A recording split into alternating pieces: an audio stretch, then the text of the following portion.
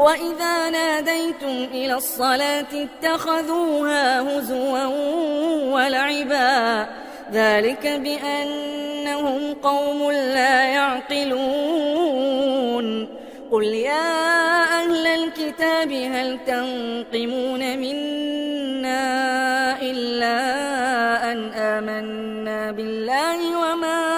أنزل إلينا وما أنزل من قبل وأن أكثركم فاسقون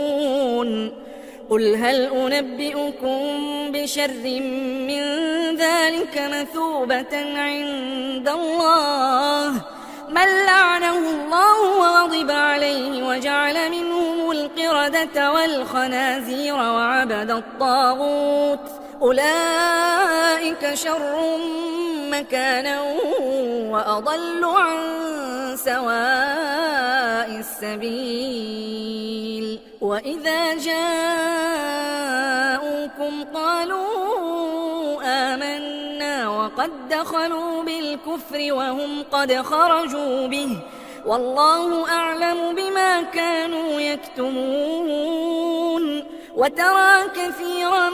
منهم يسارعون في الإثم والعدوان وأكلهم السحت لبئس ما كانوا يعملون لولا ينهاهم الربانيون والأحبار عن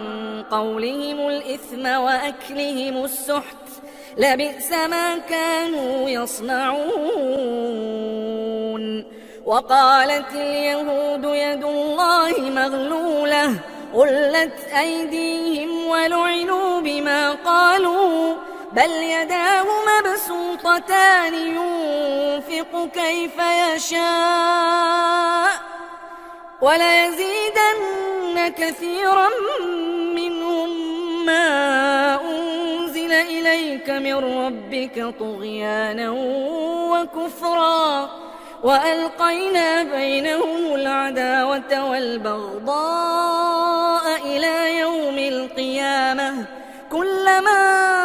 أوقدوا نارا للحرب أطفأها الله ويسعون في الأرض فسادا والله لا يحب المفسدين.